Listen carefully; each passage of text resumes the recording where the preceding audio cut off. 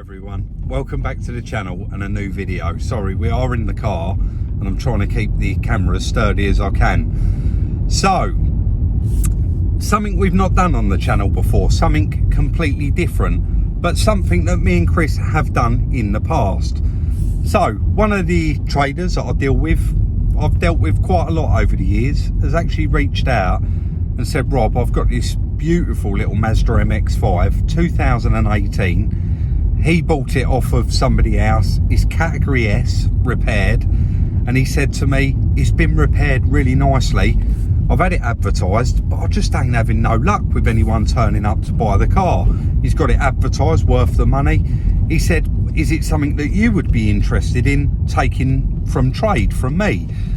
And I'll just run it by Chris. I said, what do you think? He said, well, first of all, we need to have a look at it, but who's repaired it? And we don't actually know who's repaired this one, so we need to know that it's been done properly.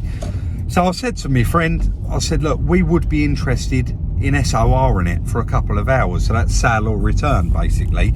So we haven't got to part with any money, nothing ventured, nothing gained sort of thing. You know, we haven't got to spend our money out, so we can have the car for a couple of hours and have a good look over it. So we are actually on our way there now to pick the car up. And we do plan on taking it back to the workshop and getting it up on the ramp, actually having a look and seeing what the repairs are like. Apparently, it was very minimal in the front bumper, bonnet, some other little bits, but we'll get into that later in the video. Then Chris just said, car vertical. Sometimes, if you're lucky enough, it shows up all the pictures, all the images of the pre-accident damage, and I believe it's a co-park car. So we're going to actually do a car vertical, and we know it's been written off, but we're going to do a car vertical and hopefully get those pictures up of the previous damage. If not, I can do some chassis number searches online and see if we can get any old co-park pictures up. So that's enough waffle. Let's quickly do the car vertical and then get there and pick the car up. That's good news, guys. I've punched the chassis number in and it's come up with a correct car, Mazda MX5. Mileage tick, that's okay. Theft tick, that's okay. Accidents, we got that amber warning there to check, so we know that it's been involved in an accident, but we can look into that a little bit more in depth in the check. So spotted activity, manufacturer's date 1st of the 1st 18, so the car is out of warranty now. And stolen vehicle check, United Kingdom, Slovenia. This check does check through a lot of countries to see if the vehicle's been stolen. We got notes there and the mileage, 26,000, that all looks good. It has only had one MOT, this vehicle. So damage, here we go. Oh, United Kingdom, estimated repair costs unknown. That's a shame, there's no pictures in there. We'll have to look into another source for those. So written off, record found, 26th of the 11th, 2020. There is also a checklist at the bottom of these car vertical checks, guys, where it gives you 9 tips and tricks when you're purchasing a car of things to pay attention to and to check out. So all of the common issues there to check for. Guys, I want to thank Car Vertical once again for supplying these checks and the continued support on the channel. Let's go and pick up this car. Just got it back to the yard and brought it straight in, started putting the ramp under. We got that side under, we haven't done that yet. It drives very, very nice, little 1.5 engine, very, very responsive. And I couldn't fault it apart from the tracking. It drove in a straight line, but the steering wheel's it's about a tooth out, and that's annoying. I think quite a few of you said before that it's quite annoying to you as well. But does that say Sky Active Technology, little 1.5? Someone did say that a lot of these new ones had the full EcoBoost engine in them. I don't know how true that is, but he did say it was the bonnet and the front bumper, and they've both been replaced. I'm sure he said they've both been replaced, or the bonnet's been repaired, but it does all seem to look, well, look at it, it's like a brand new car. I can't remember the miles. What have I done with the key? 30 something thousand? Or it might have been 19,000 even. See if we can, no. Trust me, to walk over and ain't even ready and prepared, I haven't got the key with me. I'll get the key in a sec and we'll have a look, but it's very, very low mileage. and doesn't really appear to have a mark on it. All the gaps look nice on it. Quite a trick looking little car, but when I looked at it from there earlier, it actually looks like one of them F-type Jags. Very, very similar. Very similar looking.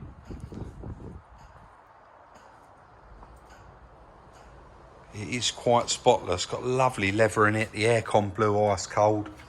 Let me see what I've done with the key, guys. It'd be a shame to cut in and then cut back out again. There we go.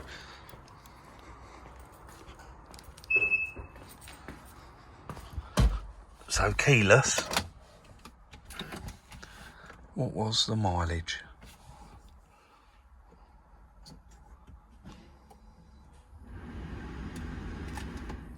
26,000 miles. So it's done nothing. It's also got, it's the nav model, so that's quite nice. Let's open that door.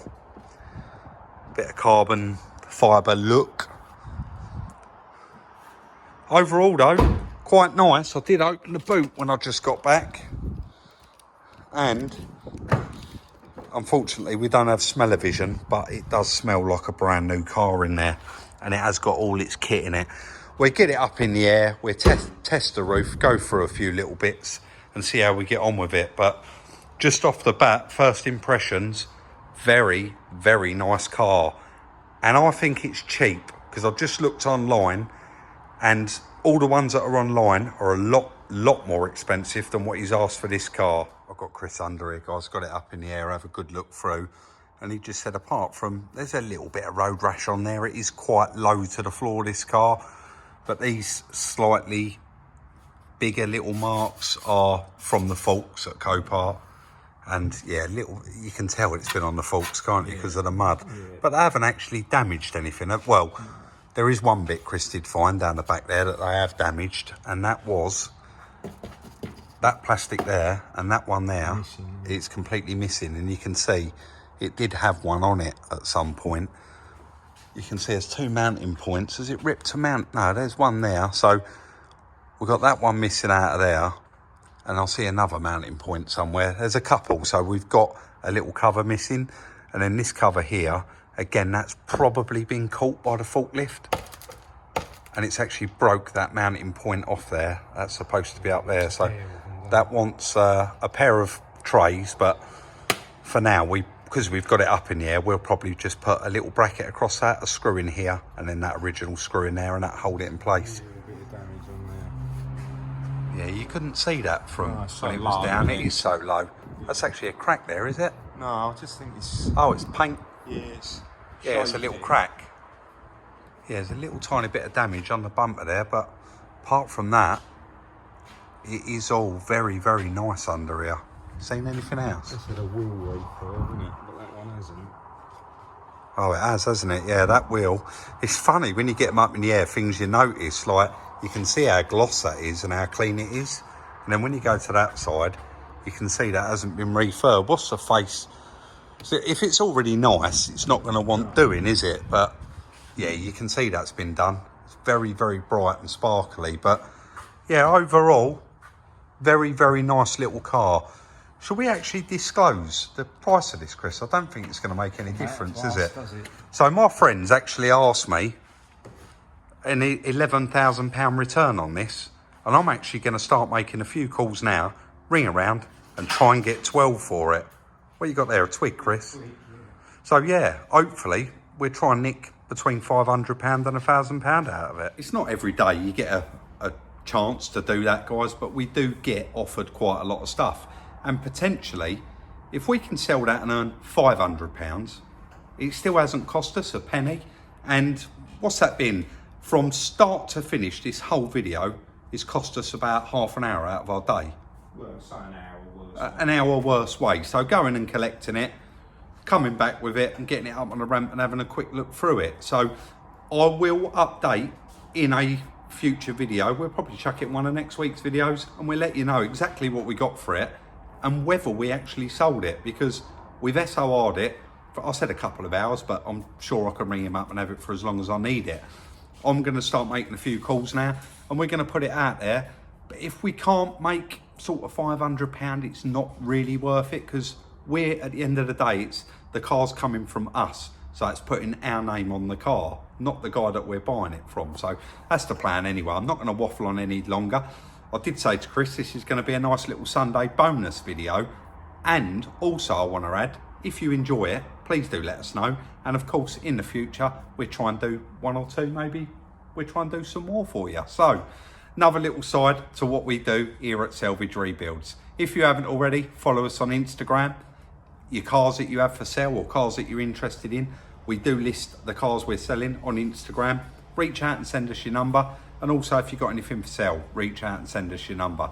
Don't forget, please like, subscribe and share, and we'll see you very, very soon in the next one. A little bit of change of plan there, guys, to the end of the video.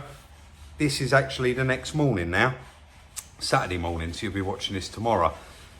Chris actually followed me. We sold that car and we sold it to a friend of ours, and there was a lot of traffic on the A20 and I was running it up near Charing, and we was coming through the back lanes of, where was that, do you think we was, Chris?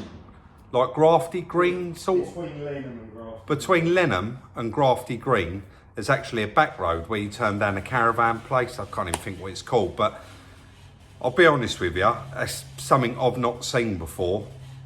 There was a Land Cruiser, 2 cars in front of me, and he was going along normal speed, everybody was behind him, and a Skoda come round the corner on the wrong side of the road with 2 young girls in it, and I've not really ever seen an accident like that. It wasn't nice at all. So if anyone does know them young girls, you know, fingers crossed they are okay.